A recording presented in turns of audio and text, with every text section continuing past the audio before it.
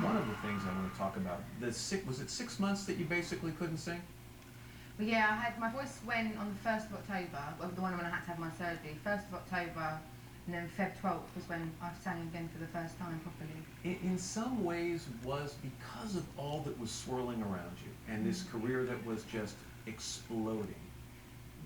And I don't want to ever say that going through that is a good thing, because I know it was very, tumultuous and trying for you. Was that pause helpful though? Um, I don't know, it was kind of, I felt like I needed a bit of a rest, but at the same time I don't like cancelling shows because it takes a lot for me to give up my money to go and see someone play live, so I really appreciate the fact that these people, sort of spend their monthly sort of treat allowance coming to see me, and so I was really, really gutted about having to let all those people down. So the disappointing people bothered you, but what about the ability to sit at home for a longer period of time than you had in a long time and just take a deep breath?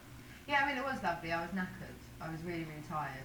And I also needed a little bit of time to be like, am I alright with this? Is this a bit too big for me, maybe? And stuff like that. But at the same time, it was recovering. I didn't have time off, do you know what I mean? Recovering from, a polyp and stuff isn't really time off. I couldn't talk to anyone. That was quite nice, actually, because I'm so mouthy normally. It was quite nice just being an observer and not be able to kind of argue with anyone or, kind of have debates, which I love. Some really big names in the music industry reached out to you during that period of time. Yeah, oh, it was amazing. It was such a lonely period. Like, even though all of my team and all of my friends and family really rallied around me, and all my fans did as well. I read lovely messages and stuff like that.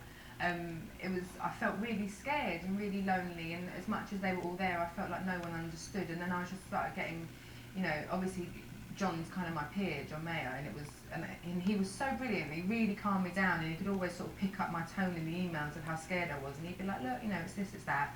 And then I was getting emails from like Roger Daltrey and Elton John and Steven Tyler, who've been going for decades and decades. And at that point, when you start to hear from these legends, do you start to say, wait a minute, I'm in a whole different crowd here? Yeah. The night before the Grammys, Elton John called me at the hotel room. I had no idea who it was. And he just started chatting away to me. It was really, and I passed the phone on to a friend, and I was like, oh yeah, it's Elton. It still cracks me up. So yeah, no, it did make me think a little bit like, oh my God, it's a bit another level now.